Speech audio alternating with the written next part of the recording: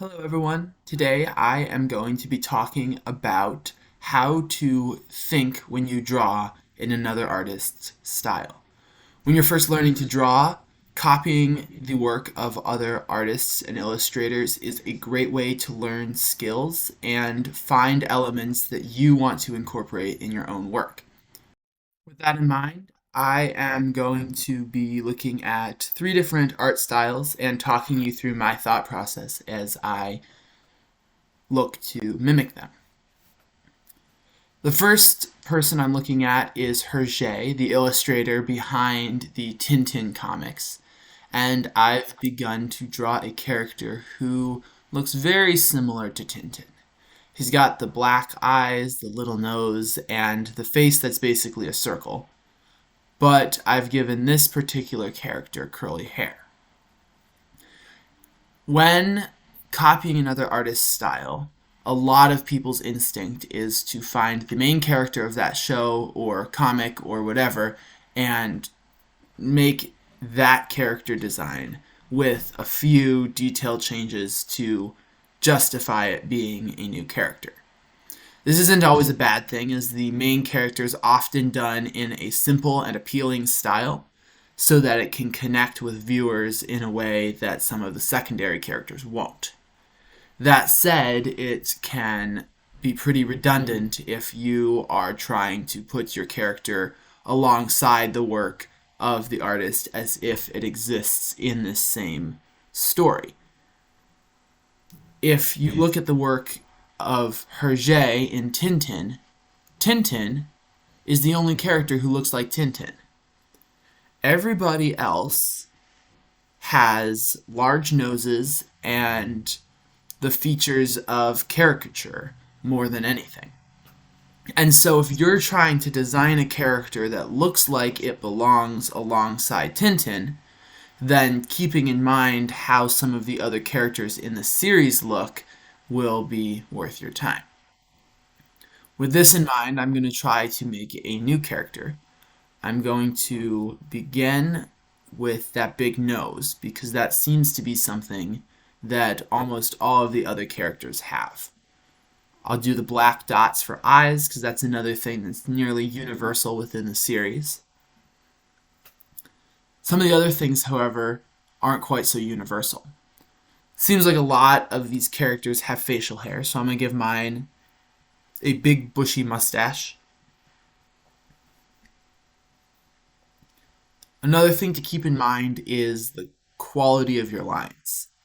Herge pioneered a style known as clear line, which is still used in European graphic novels to this day, and that includes using thin straight lines for almost everything within your work, not having a lot of depth, not having a lot of shading. And so when drawing a character in Herge's style, keeping in mind how I'm using the pencil is as much part of it as thinking about what shapes and what styles of features I'm going to include. Now, I like how this guy feels, but if I wanted to design another main character, then there's certain things I would want to think about. Tintin is iconic and relatable because he's so simply drawn. And so I'm going to design a character that has a different nose and a slightly different face shape, but it's going to feel very similar to Tintin in that it's essentially just a face on a circle. I'll give it different hair, and if I were to have this character interact with Tintin, I think this would feel unique enough that in a world occupied by these big-nosed caricatured people, he would feel like a main character in a similar way as to what Tintin does. So here are my Herge characters. You'll notice that I will not be inking them today because that would take too much time, but I would consider that worthwhile if you are intending on finishing a piece, thinking about how to color it and how to do the line art. Now, the next series I'm going to look at is Phineas and Ferb, created by Dan Povenmire and Jeff Swampy Marsh. I've been told that he just included that in his name because it made it longer in the credits. Now, if you were to do that same strategy with Phineas and Ferb of copying the main character and making a unique character based on the main character's design, I think you would quickly find that it doesn't work. I am drawing another character that looks like Phineas, and at this point, it's indistinguishable from Phineas. The face shape is too iconic. The details that I would have to add to make it feel like somebody other than Phineas would still make it feel like some sort of alternate universe, evil twin, doppelganger version of the character. When you have an iconic character like this, it's especially important to look ahead and look around at what the central designs of the series are and not just what the main character looks like. Because if we look at the other characters in Phineas and Ferb, we'll see that none of them look like Phineas. They all have different shaped heads, different shaped noses, different shaped everything. Only Doofenshmirtz, other than Phineas, has a triangle for a head. And yet there's a wide assortment of various shapes and various design pieces. And so figuring out what it takes to make a character look like they belong in Phineas and Ferb is not easy. Everything from the eyes, the hair, nothing seems to be quite consistent. A lot of it does come down to how they do their coloring and how they do their line work. So drawing with pencil does not lend itself well to that. For this character, I am going to start with a circle shape for a head and just kind of work from there. I notice a lot of these characters have a neck that just kind of connects to their head without a chin. And so I'm going to begin with that. I notice a lot of the later characters have a little bit more of a regular human head shape. I'm going to give him oval eyes and just a little line for a nose. And I noticed that all of the Phineas and Ferb characters, one thing they do have in common is that they have a solid color pupil with a highlight. And that's it as far as the eyes go. A lot of these characters have a very simple mouth. And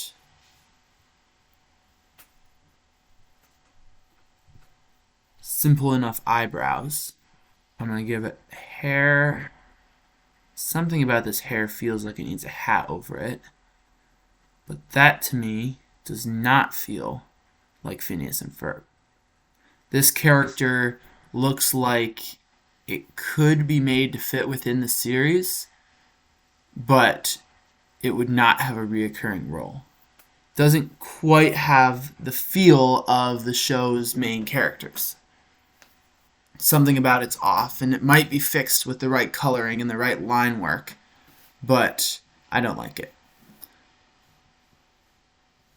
So, thinking about more intentionally the difference between the different characters, I notice that whereas some of the side characters have regular human-shaped heads, almost all of the main characters have these geometric shapes.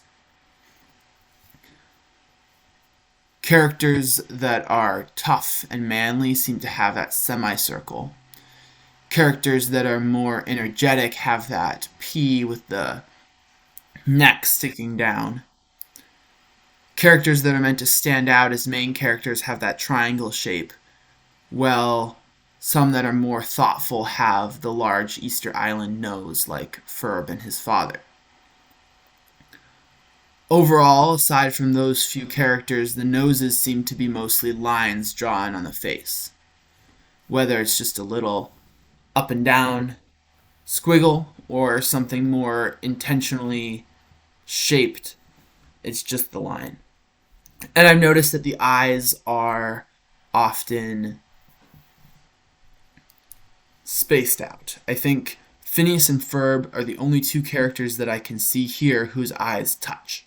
And so as I'm designing a new character that's meant to feel like a main character but not be Phineas or Ferb, I'm going to make sure that there's space between their eyes.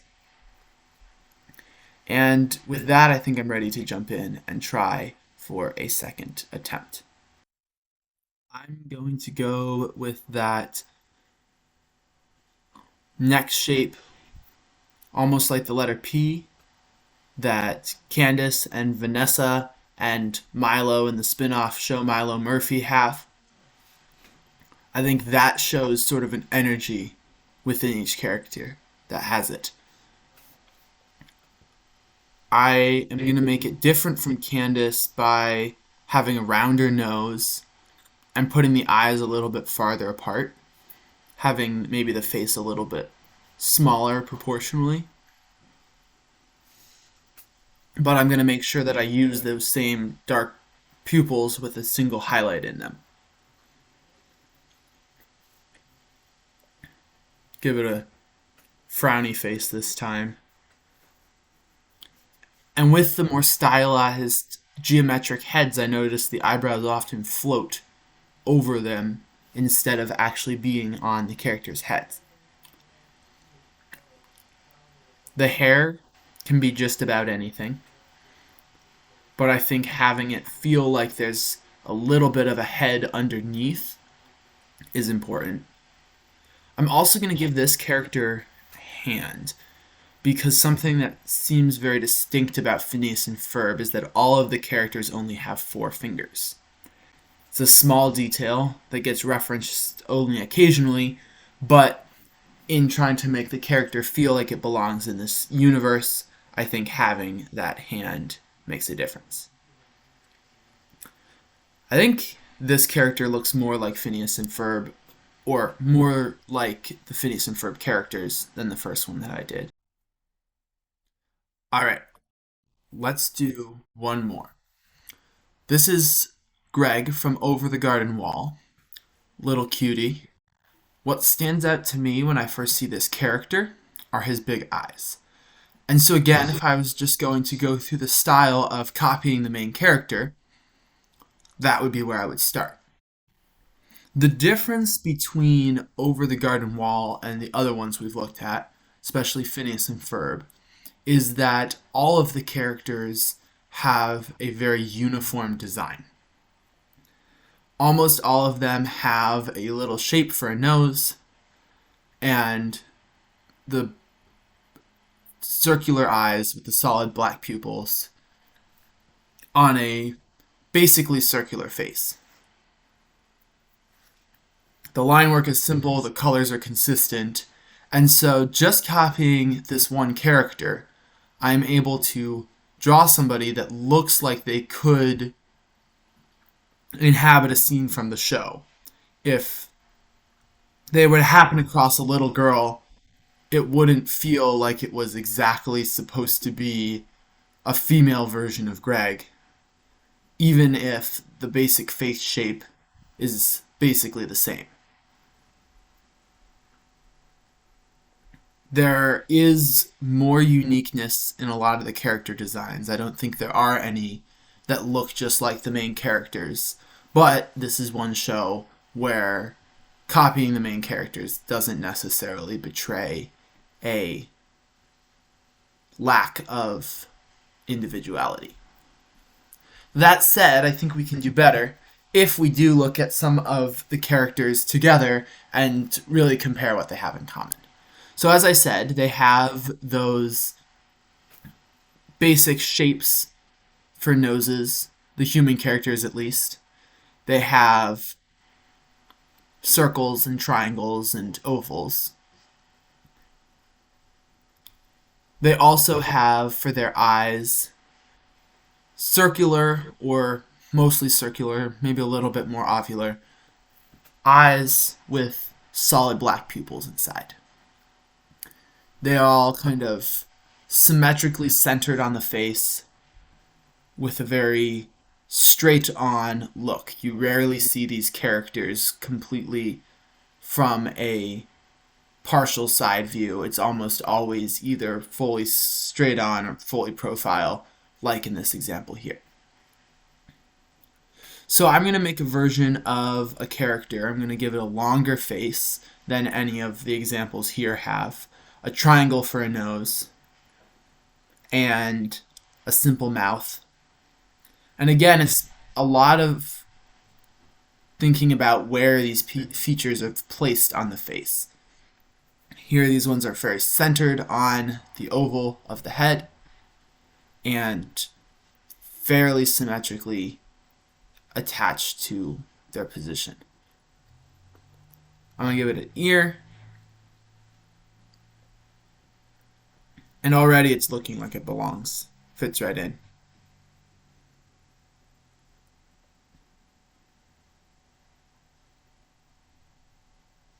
Here is the final drawing.